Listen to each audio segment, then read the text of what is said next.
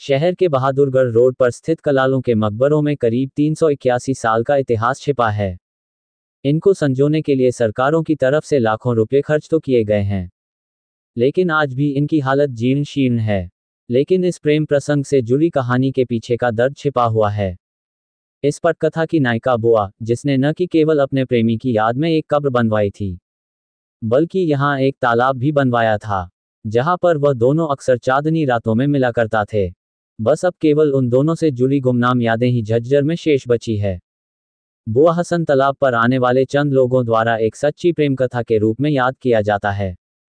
करीब 381 वर्ष पूर्व झज्जर से सिलानी क्षेत्र के बीच में मुस्तफ़ा की बेटी बुआ और एक लकड़हारे हसन के बीच बड़ी प्यार के पीघे की अपने मुकाम पर पहुंचने से पहले ही अन्य प्रेम कथाओं की तरह दम तोड़ गई।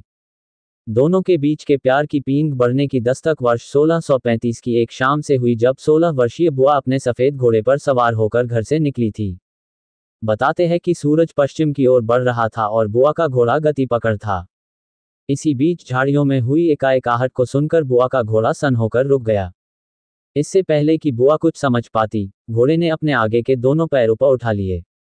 बगैर किसी घबराहट के बुआ ने अपनी कमान से तीर को निकालते हुए धनुष पर चढ़ाया ही था कि सामने से एक शेर झाड़ियों से निकला और उसने बुआ पर हमला बोल दिया। शेर द्वारा किए गए हमले में बुआ को काफी चोटें आई। बुआ द्वारा किए गए शोर को सुनकर उस दौरान वहां लकड़ियां काट रहा एक जवान हसन आ पहुंचा, जिसने अपनी हिम्मत का परिचय देते हुए शेर को मौत के घाट उतार दिया। घायल बुआ को वह वहां से उठाकर एक तालाब के पास लेकर जा बैठा। बताते हैं कि जब बुआ को होश आया तो चांदनी रात में हसन बुआ के नजदीक था।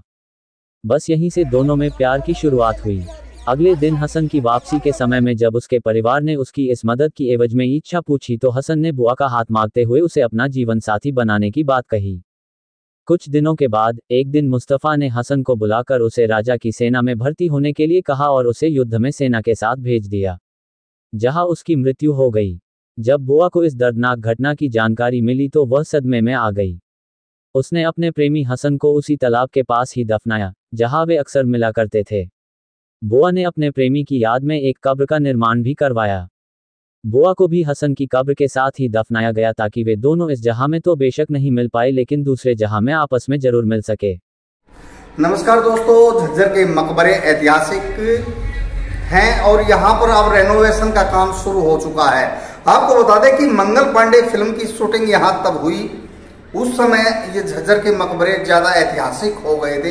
हालांकि ऐतिहासिक तो हजारों साल से थे, लेकिन जब मंगल पांडे फिल्म की शूटिंग यहाँ हुई, आमिर खान ने यहाँ पर एक योजना रणनीति बनाने का एक शूट किया था। उसके बाद प्रशासन भी जागा, सरकार भी जागी और इस पर ध्यान गया।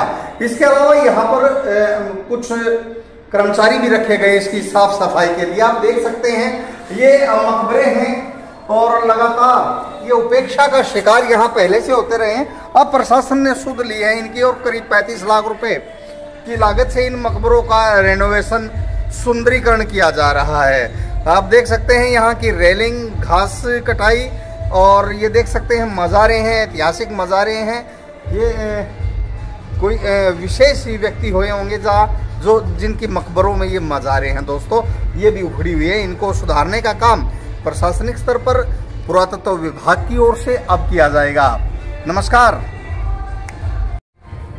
आप देख सकते हैं कितने साल बीतने के बावजूद भी मैं कैमरामैन से कहूँगा कि एक बार क्लोज शॉट मारे। यहाँ ये नक्काशी है और उर्दू में यहाँ पर कुछ लिखा हुआ है।